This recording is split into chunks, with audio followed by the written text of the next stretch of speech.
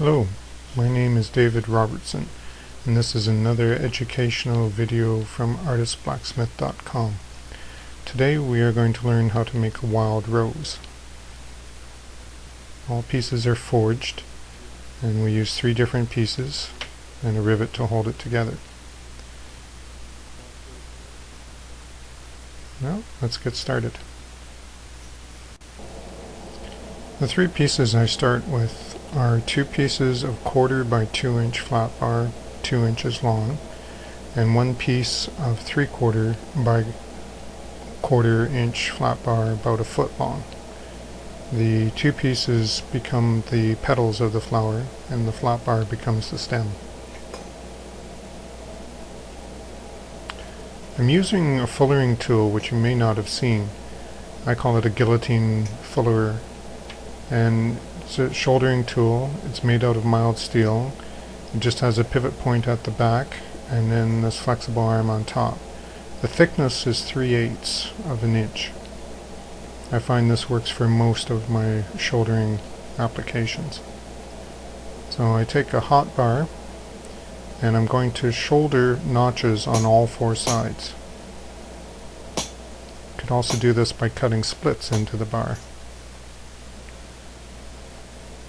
This is the longest process of making the wild rose.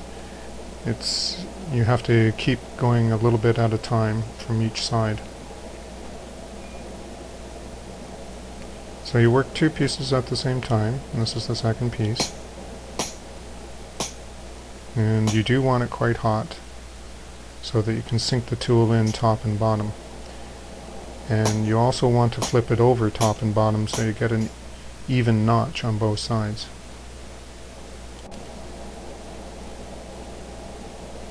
So I'm starting on the next 2 sides. You can see it bouncing around a bit in the tool. 2 inch is fairly thick for notching, especially when it's so thin of a 1/4 inch thickness. So I'll have to flatten it out as I go along. And this happens with both of the pieces.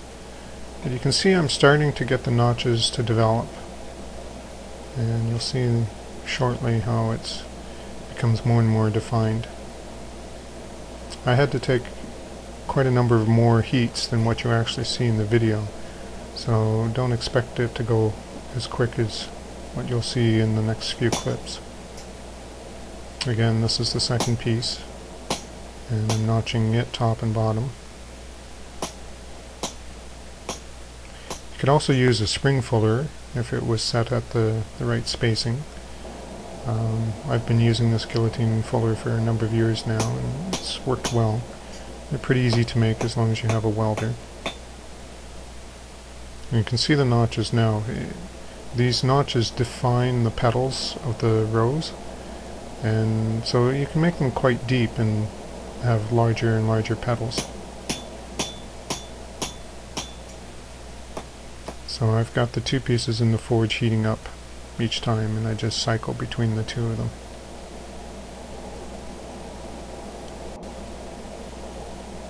So I'm switching to a rounding hammer now. I'm going to draw out each petal using the rounding hammer, and a rounding hammer has a slightly convex surface. It's one of my favorite hammers to use for artistic work. It moves the metal in 2 directions at once, as opposed to a crossbeam that only moves it in 1 direction. So I'm working on one of the petals. I come down in the middle of the rose to stretch some of the mass out, and then I just start working the petal out thin right to the tip and on the edges. You can see that one's pulled out a little bit now. And I'll switch it around. I do the opposite one, draw it out. And I always work from the same side with this.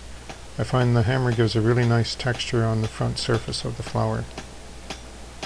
I'm using quite heavy strokes because I'm working the 1/4 inch thick bar, thinning it right out to maybe a 1/16 of an inch on the edge, and it thickens up dramatically into the center.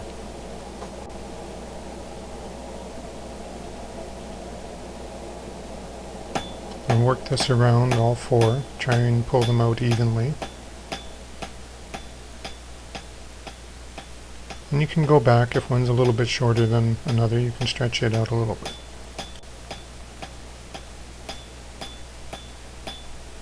It's quite a number of heats to make this rose. You can see I've started to pull all 4 out there, evening them up.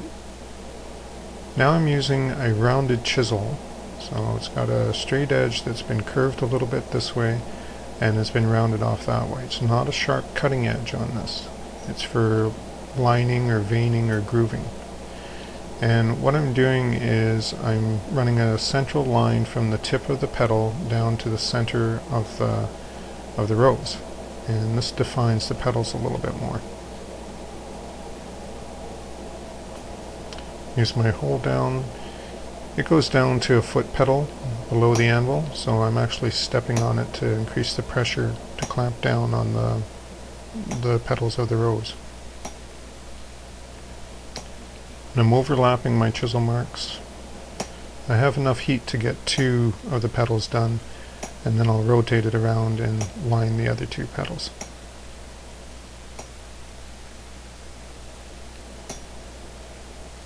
If you're working on quite large pieces, you may want to soak your glove down in the slack tub so that it doesn't burn. You can see the lines there. So the lines are done on all the petals, and then I dish it in a swage tool. And this is just a dishing form, and I work the petals into it from the back, and then I depress the center.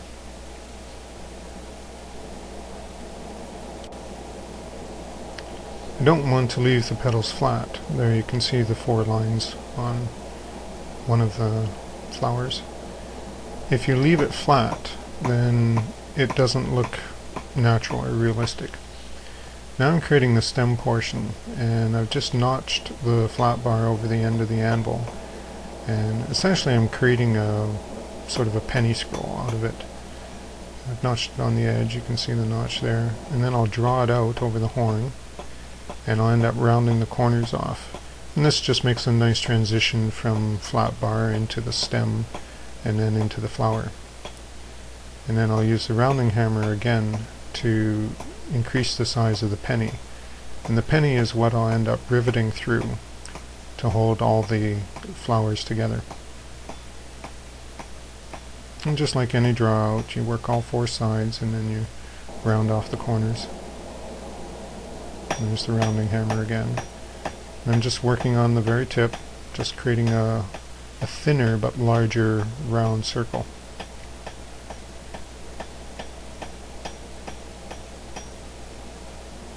And you can see it's fairly even.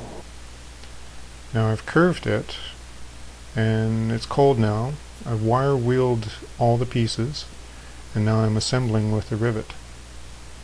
So choose your orientation first. Place your pieces together, and I'm just setting the rivet down a little bit into the hole, and then I'll be placing it on the actual stem.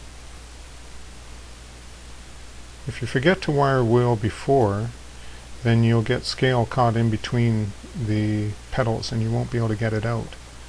So wire wheel first, and then rivet together, and then you can coat it with either paint or clear lacquer.